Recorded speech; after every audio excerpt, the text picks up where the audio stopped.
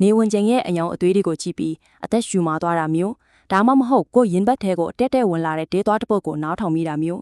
စကလုံးနဲ့တောင်ဖော်ပြလို့မရအောင်လှပွားတဲ့အမှုပညာတစ်ခုကိုမြင်လိုက်ရတဲ့အခါမျိုးအဲ့ဒီလိုခံစားချက်မျိုးကြုံဖူးကြမှာပါအဲ့ဒီလိုရင်ထဲမှာဖြစ်သွားတဲ့အားကောင်းတဲ့ခံစားမှုအဲ့ဒီအလားတီလားဆိုတာတကယ်တော့ပါလဲကဲဒီနေ့မှာပေါ့အဲ့ဒီအလားတရားရဲ့နည်းနည်းတဲ့သဘောတရားတွေကိုအတီတူခဲချမ်းစိတ်ဖြာကြည့်ကြရအောင်တခုခုကိုလှတယ်လို့ဘာကိုကြည့်ပြီးပြောကြတာလဲလူတယောက်နဲ့တယောက်အကြိုက်မတူနိုင်ဘူးဆိုပေမဲ့လူတိုင်းဒီပါကလှတယ်လို့တညီတညွတ်တေးတတ်မှတ်ထားတဲ့အရာတွေလည်းရှိနေပြန်ရေ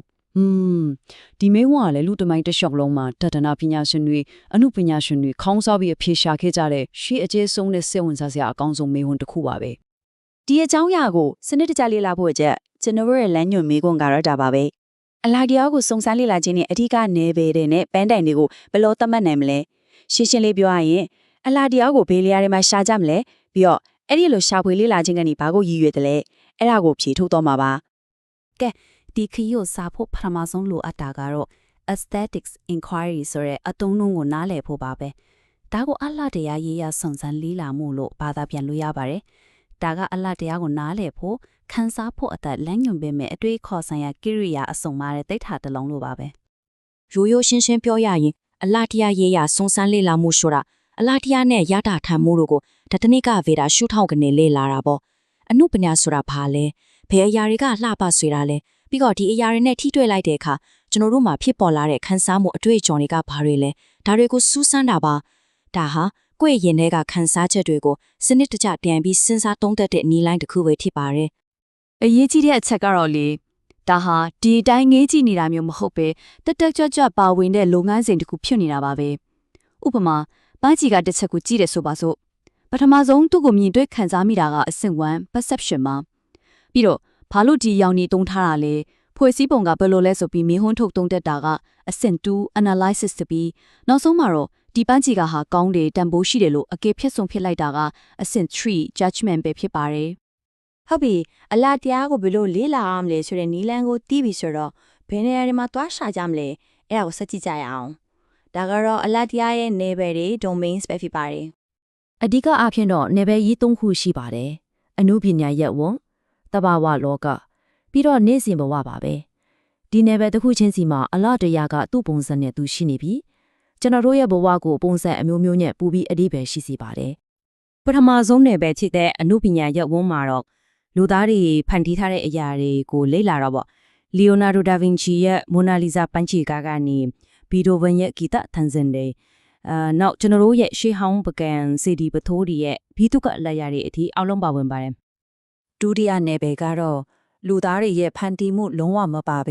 ဲသူ့အလိုလိုလှပနေတဲ့တဘာဝတရားပါဟိုးခန္ဓာတဲ့ဟီမဝန္ဒတောင်တန်းဒီအဆုံးမရှိတဲ့ပင်လယ်ပြင်းကျဲကြီးတွေကနေခြေရင်ကသေးငယ်တဲ့ပန်းပွင့်လေးတပွင့်ရဲ့ရှုပ်ထွေးလှပတဲ့ဖွဲ့စည်းပုံထိဒီနယ်ပယ်ထဲမှာပါဝင်ပါတယ်နောက်ဆုံးနယ်ပယ်ကတော့အရင်စိတ်ဝင်စားဖို့ကောင်းတယ်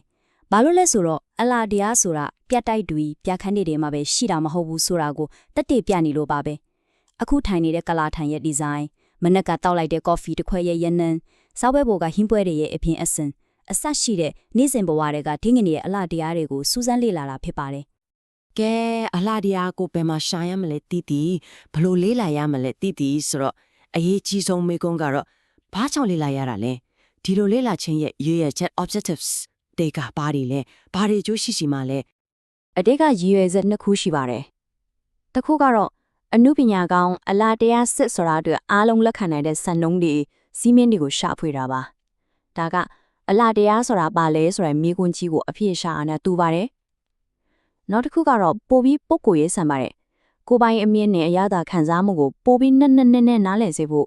့လောကကြီးကိုပိုပြီးတန်ဖိုးထားတဲ့စေဖို့ပါဒါကငါဘာလို့ဒီရကိုလှတယ်လို့ထင်တာလဲဆိုပြီးကိုပြန်မေးတာနဲ့ဆင်တူပါတယ်အဲ့တော့ခြုံပြောရရင်ဒီနေ့ကျွန်တော်တို့လေးလာတဲ့ဒီမူပေါင်ဟာဘာကိုကြက်ရမယ်ဘာကိုမကြက်ရဘူးလို့အမိန်ပေးတဲ့စီမင်းစာအုပ်တော့မဟုတ်ပါဘူးဒါဟာကိုပိုင်အလားတရားခရီးလမ်းကိုထွက်ဖို့ကိုပဝင်းကျွင်ကအလားတရားတွေကိုပိုးပြီးနက်ခန်းစားနားလဲနိုင်ဖို့လမ်းညွှန်ပေးတဲ့မြေပုံတစ်ခုသာထွက်ပါတယ်အခုဆိုရင်အလားတရားကိုစူးစမ်းလေ့လာဖို့မြေပုံတစ်ချက်တော့ရှိသွားပါပြီဒီတော့မြေဆရာစီယာကအဲ့ဒီမြေပုံကိုကင်ဆယ်ပြီးကိုပဝင်းကျွင်ကကပါကြီးကိုဘလို့အမြင်မျိုးနဲ့ပြန်လဲရှာဖွေတူးရှိကြမလဲနောက်တစ်ခါသရှင်တပုတ်နားထောက်တဲ့အခါဒါမှမဟုတ်နေဝင်ချင်းကိုကြည့်တဲ့အခါ အရင်ကနဲ့မတူလဲဘလို့အလားတရားအသစ်တွေကိုမြင်တွေ့ခံစားမိမလဲဆိုတာကတော့စိတ်ဝင်စားစရာအကောင်းဆုံးစူးစမ်းမှုတစ်ခုဖြစ်လာမှသိချပါရဲ့